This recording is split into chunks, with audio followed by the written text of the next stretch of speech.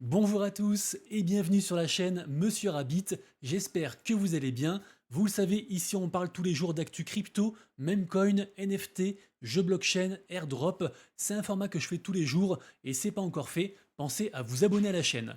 Alors aujourd'hui, une fois n'est pas coutume, on va parler brièvement de XRP parce que vraiment il s'est passé beaucoup de dingueries ce week-end, notamment côté XRP, côté aussi NFT, c'est la folie.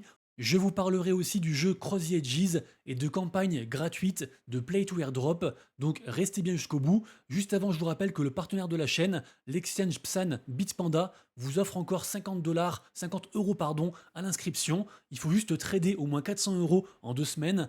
Je vous le rappelle, Bitpanda, c'est comme Binance ou Coinbase, ce sont des exchanges PSAN, donc conformes à la régulation française. Sur Bitpanda, il y a plus de 5 millions d'utilisateurs, il y a plus de 400 cryptos disponibles à l'achat et la revente, il y a également aussi tout ce qui est ETF, matières premières, actions. Leur but, c'est de proposer un outil très simple, le plus simple possible pour tout ce qui est produits financiers. L'inscription est rapide et facile, et très intéressant, 0% de frais de dépôt et de retrait. Pour ceux que ça intéresse, faites vos recherches et retrouvez le lien juste en dessous en description.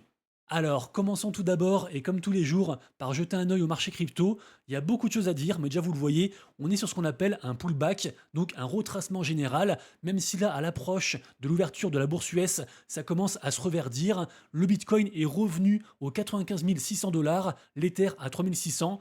En tout cas, pour ma part, je pense toujours qu'on est qu'au tout début de ce bull run. Évidemment, je peux me tromper, et ça se trouve demain tout part à la cave, mais voilà, on a quand même la dominance du Bitcoin qui s'est affaiblie ces derniers jours, et qui laisse donc à penser une belle alt saison. Voilà, j'ai envie d'y croire, team bullish ici vous le savez, et en tout cas, ceux qui sont bullish, c'est ceux qui avaient investi sur XRP.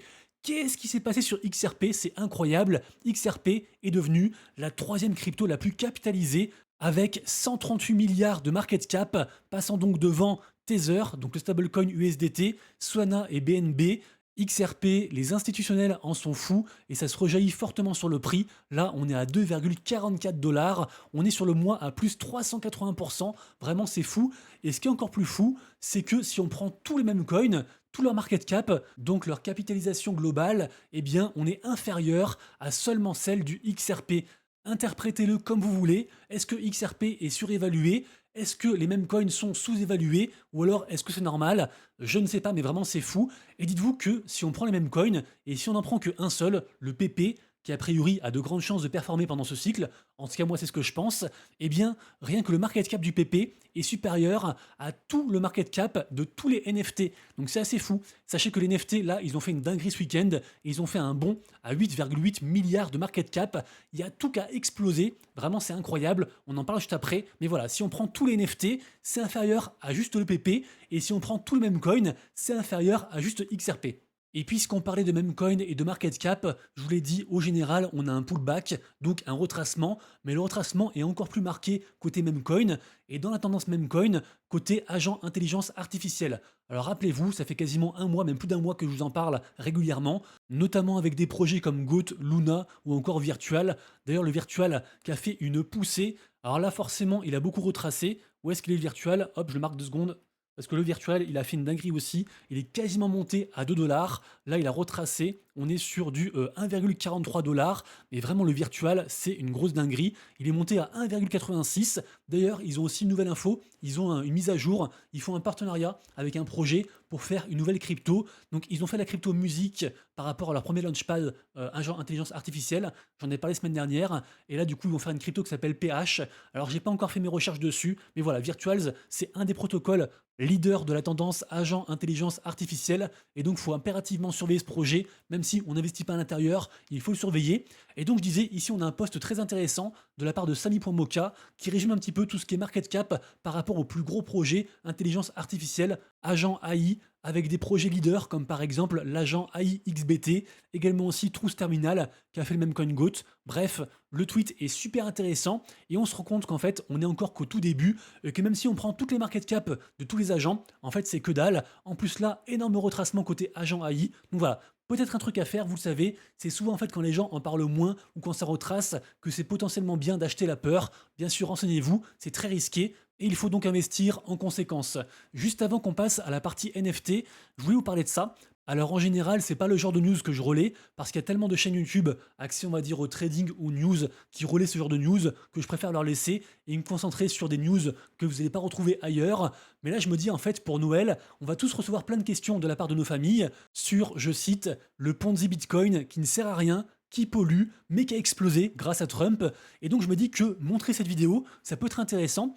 Cette vidéo, en fait, c'est la présentation de Michael Saylor, donc le PDG, le fondateur de l'entreprise MicroStrategy, qui achète du Bitcoin quasiment tout le temps depuis des années, et qui d'ailleurs, on l'a appris ce midi, en a racheté 15 400 avec un prix moyen à 96 000 $. Donc au total, MicroStrategy possède 402 100 bitcoins avec un prix moyen à 58 000 $ par bitcoin. Vraiment, c'est fou. L'action MicroStrategy a explosé évidemment. Et en fait, Michael Saylor a fait une présentation à l'équipe de Microsoft pour les motiver à vouloir investir dans le bitcoin. Du coup, là, en fait, on a 3 minutes de présentation incroyable sur qu'est-ce que c'est Bitcoin, qu'est-ce que ça peut apporter, aussi bien en termes d'utilité qu'en termes bien sûr spéculatifs. Donc voilà, ça peut être la vidéo à montrer aux gens, ça dure seulement 3 minutes et franchement c'est une masterclass. Ensuite, côté NFT, ça fait du bien. Ce mois de novembre, on a atteint 562 millions de dollars de volume de vente et c'est un plus haut qu'on n'avait pas atteint depuis 6 mois, sachant que l'essentiel s'est fait pendant les 10 derniers jours et notamment ce week-end, c'était la folie. Le market cap actuel des NFT a atteint les 8,5 milliards et ce week-end, tout était vert, mais alors tout était vert. Et donc si on prend un petit peu les chiffres sur la semaine, regardez-moi ça, un exemple, les Bored Ape Kennel Club, qui est donc la troisième collection de l'univers Bored Ape, les singes NFT, bah eux, ils sont quasiment sur un x4 en 7 jours, avec un floor price, un prix plancher à 1,24 Ether. Alien Friends, une ancienne collection OG, un peu comme un dinosaure altcoin finalement, qui fait aussi pareil un plus 233% sur la semaine. World of Women, pareil aussi, ancienne collection OG, presque oubliée, qui nous fait un plus 156%. Cool Cats, pareil, bref, ça ressemble beaucoup à ce qui se passe côté altcoin. Personne ne se doutait que ce seraient les anciennes collections NFT qui reprendraient comme ça beaucoup de force, qui redynamiseraient le marché NFT. Et c'est vrai que les gens, quand ils ont fait des gains, ils aiment bien flex en affichant un NFT en image de profil Twitter.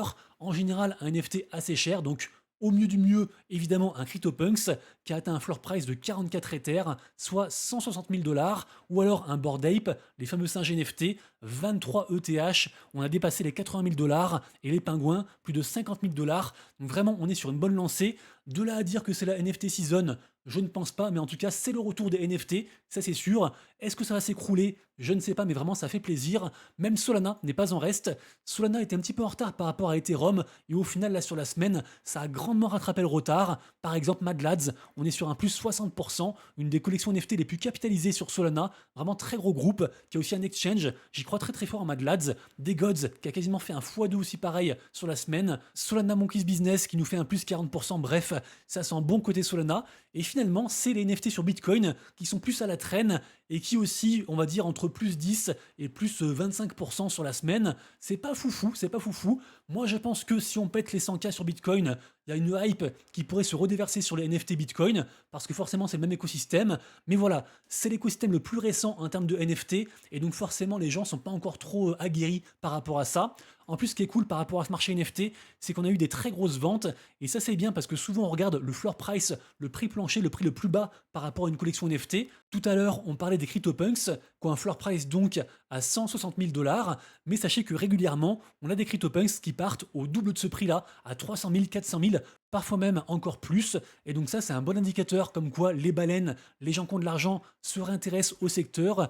Également aussi, on a des Fidenza, donc de l'art génératif, on a je crois 7 ou 8 Fidenza qui sont partis entre 30 et 40 Ethers, donc ça c'est une des meilleures collections NFT côté artistique, c'est une dinguerie, c'est beaucoup d'argent.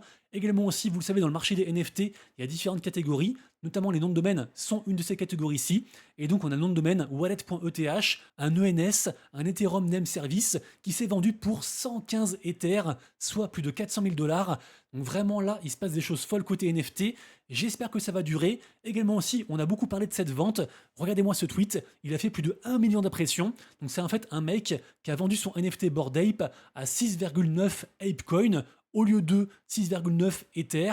Donc soi-disant, il se serait trompé. et aurait donc vendu son Bored Ape estimé à 80 000 dollars pour la modique somme de 10 dollars, donc sur la blockchain ApeChain. Et au final, il faut se méfier en fait de ce genre d'annonce parce que personne vérifie, tout le monde relaie. Et si on regarde justement juste en dessous en fait du NFT, on s'aperçoit qu'en fait le mec, il se l'est envoyé il y a 7 mois sur une adresse et que cette adresse en fait a revendu à son ancienne adresse pour donc 6,9 Ape. Donc voilà, beaucoup de vent pour pas grand chose, mais ça on en verra de plus en plus. Vous le verrez pendant ce bull run, il y aura plein de bruit de partout, avec également une recrudescence des arnaques, également aussi des projets qui pètent tous les jours. Donc voilà, des fois même le mieux en fait c'est carrément de couper les réseaux, même YouTube, pourquoi pas, et puis en fait de se concentrer sur ses propres projets et de pas se disperser. Pour terminer côté NFT, actuellement je m'intéresse à différentes futures blockchains assez hypées. Je pense par exemple à la Berat Chain, à Monad ou encore Abstract. Et là en fait dernièrement j'ai découvert la blockchain Fuel. Et Fuel ça semble assez hypé, mais pour l'instant je connais personne qui est dessus. Donc si quelqu'un dans les commentaires connaît cette blockchain, bah du coup partagez-moi vos infos dans les commentaires, ça m'intéresse. Mais sachez qu'il y a déjà des mints assez intéressants sur cette blockchain. Notamment aujourd'hui on a Fuel Penguin. Donc je me dis pourquoi pas. Et si jamais pour ceux qui sont intéressés par ce marché NFT, je vous le rappelle, tous les matins sur mon compte Twitter je sors un récap complet avec les collections que je surveille, parmi celles qui sont fortement positifs et celles qui sont négatifs, également celles qui font le plus de volume, et bien sûr aussi les nouvelles collections du jour. Ensuite, côté gaming, vous vous rappelez forcément du projet Cross the Edges. À l'époque, tout le monde en parlait, Asher, moi y compris, un projet français très hypé, mais c'est vrai que le token est grandement décevant. La chute a été gargantuesque et potentiellement elle n'est pas terminée, puisque en effet dernièrement ils ont modifié la token économie du projet et que les investisseurs de la première heure vont pouvoir dump leur token plutôt que prévu pour entre guillemets sortir du projet. Donc voilà, ça peut encore baisser. Et pourtant, Cross the Edges continue à build, alors à la base à build, pardon, parce qu'après je me fais reprendre dans les commentaires, à build, donc à construire des choses. Alors à la base, Cross the Edges, c'est un jeu de cartes qui est basé sur une série de romans, mais c'est aussi prochainement un MMO qui va arriver qui s'appelle Arise, c'est aussi des landes qui vont arriver, c'est aussi tout un univers, donc vraiment c'est un très gros projet, et malgré l'état du token, Cross the Edges continue à proposer des choses, et ce week-end, ils ont fait un gros tournoi qu'ils ont appelé Heroes Legacy. Il y avait quand même 110 000 dollars à gagner, et on voit que le premier a empoché la somme de 20 000 dollars. Donc franchement, c'est beaucoup, je trouve, pour un jeu Web3. En plus, quand on voit les stats sur Twitch, parce que tout a été retransmis et on peut le revoir en replay, ils ont fait des très belles stats. On voit qu'ils ont atteint plusieurs fois plus de 30 000 viewers. Et franchement, pour un jeu Web3, c'est beaucoup. C'est de l'ordre de Off the Grid dernièrement, qui avait fait une grosse campagne marketing, ou encore de Axie Infinity à la belle époque. Après, quand on regarde les interactions au niveau Twitter, je vois seulement 18 par rapport du coup au planning du tournoi. Donc je me dis, est-ce que c'est beauté?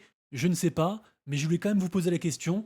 Peut-être que certains d'entre vous continuent à jouer au jeu ou sont dans la commu, malgré l'état critique du token CTA, et puisque Cross the Edges continue à build, qu'est-ce que vous en pensez? Est-ce que Cross the Edges pourrait revenir en force? C'est la question que je vous pose. Partagez-moi vos avis en commentaire. Ensuite, on passe à ce tweet de la part de Gorilla. Alors Gorilla, c'est un influ et un ambassadeur du projet Super Chumps et qui nous partage en fait un screen en disant que son airdrop vaut 20 000 dollars pour avoir joué à un jeu gratuit sur téléphone, un jeu Web3 évidemment. Moi-même, j'avais relayé le airdrop de Super Champs, sauf que pareil aussi, comme pour tout à l'heure avec les NFT, méfiez-vous des tweets qu'on voit, c'est pas forcément vérifié. Et pour le coup, certes, la campagne du airdrop était accessible gratuitement, mais en fait, ce monsieur a plein de NFT et les NFT ont permis d'avoir du airdrop et ces NFT, on doit les acheter. Pour le coup, lui, il les a reçus gratuitement parce qu'il est ambassadeur du projet. Mais voilà, tout ça pour dire que certes, on peut gagner de l'argent avec les campagnes de Play to Airdrop côté gaming, mais certainement pas 20 000 dollars, ou alors c'est un projet sur des millions presque. En plus, en faisant des actions spécifiques et vraiment en ponçant le jeu, donc un truc pas possible à faire pour tous les jeux présents. Donc voilà, méfiez-vous par rapport à tout ça. Pourtant, il existe encore donc des campagnes de Play to Airdrop gratuites. Actuellement, je les ai reliées, mais je vous les redis, on a Fableborn. Je vous mets quelques images, hop, pendant que je vous en parle. Donc Fableborn, c'est à la base un jeu de cartes. Et là, dernièrement, ils ont sorti donc un jeu de stratégie sur mobile. Là, on est à la saison 3. Et il y a effectivement donc une campagne de Play to Airdrop. Et on peut la faire gratuitement. Ensuite, on a Valeria aussi. Pareil aussi, c'est très récent. Leur jeu de stratégie est sorti le 29 novembre. Et pareil aussi, il y a une campagne de Play to Airdrop.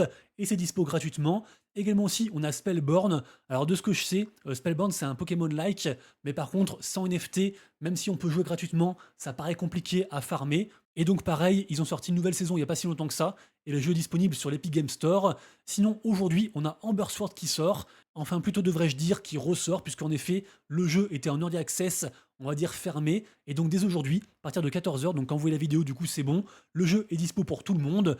Donc voilà, du coup, un jeu qui était très hypé à l'époque, il y a genre environ 1 ou 2 ans, au final là, quasiment plus personne n'en parle, mais bon, on peut y jouer gratuitement, c'est un MMORPG qui a l'air sympa, et en plus donc il y a des choses à gagner, donc pourquoi pas. Et enfin, dernière chose, la tendance Tap to Earn sur Telegram, qui consiste, je vous le rappelle, à tapoter son téléphone régulièrement, également aussi à faire des actions simples, comme des quêtes quotidiennes, pour à la fin avoir un airdrop de crypto. Cette tendance qui avait cartonné à l'époque de Notcoin et aussi de Hamster Combat, eh bien cette tendance n'est pas encore morte, et quand même il y a de nouveaux projets qui lancent un produit sur Telegram, exemple ici avec Somo. Somo, on en parlait beaucoup il y a environ un an et demi, c'est un très gros projet gaming qui build une IP en mode Pokémon, et donc ce projet revient en force avec donc son Tap to Earn, et pareil, toujours pareil, c'est gratuit, c'est ouvert à tous, ça consiste juste à tapoter un peu son téléphone, et à la fin donc on aura du airdrop.